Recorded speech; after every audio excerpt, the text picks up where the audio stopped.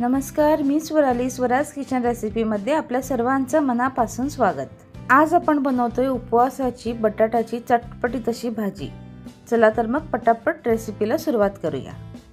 जर कोणी माझ्या चॅनलला सबस्क्राइब केलं नसेल तर नक्की करा, म्हणजे माझे अपकमिंग व्हिडिओज आपल्याला मिस होणार नाही.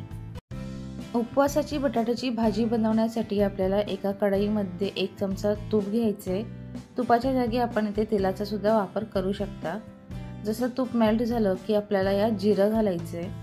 जिरं मस्त तडतडलं की आपल्याला यात कढीपत्त्याची काही पानं घालून ती 1 मिनिटभरासाठी परतून घ्यायची.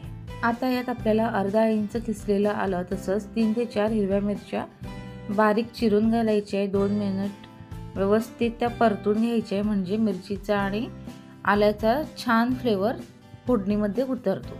चमचाभर काश्मीरी लाल मिरची पावडर सुद्धा मी इथे फोडणीमध्ये घातलेला आहे. तो सुद्धा आपल्याला 1 मिनिटभरासाठी फोडणीमध्ये परतून घ्यायचा आहे.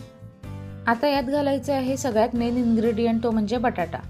इथे मी 3 ते 4 मध्यम आकाराचे बटाटे उकडून घेऊन त्याचे असे तुकडे कट करून घेतलेत आणि हे तुकडे मी आता फोडणीमध्ये घालून व्यवस्थित परतून घेतले 2 ते 3 मिनिटासाठी. आणि आता आपल्याला हे झाकून 3 ते 4 मिनिटं वाफवून घ्यायचे आणि हे सगळं आपल्याला मंद आचेवरच करायचे. 3 ते 4 मिनिटांनंतर आपल्याला झाकण काढून घ्यायचे. भाजी व्यवस्थित ढवळून घ्यायची आहे आणि यात आपल्याला 2 ते 3 चमचे शेंगदाण्याचं कूट घालायचं आहे. शेंगदाण्याचं कूट खूप बारीक करायचं नाही आहे, फक्त शेंगदाण्याची भरड करायची आहे. आता यात घालायची आहे बारीक चिरलेली कोथिंबीर. आता आपल्याला हे सगळे पदार्थ व्यवस्थित मिक्स करून घ्यायचे. ज्यांच्याकडे उपवासाला आलं किंवा कोथिंबीर चालत नसेल त्यांनी ते स्किप करावे. यात आपल्याला घालायचं आहे अर्ध्या लिंबाचा रस, तसंच चवीनुसार मीठ आणि व्यवस्थित मिक्स करून घ्यायचं. एकीकडे खारट एकीकडे अळणी असं राहता कामा नये. आणि ही आपली उपवासाच्या बटाट्याची भाजी तयार आहे. चवीला ही भाजी मस्त चटपटीत लागते.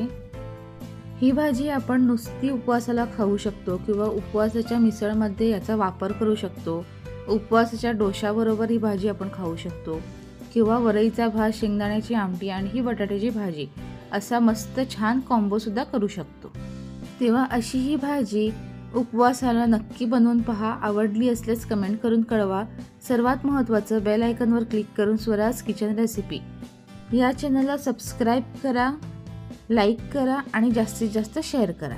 धन्यवाद.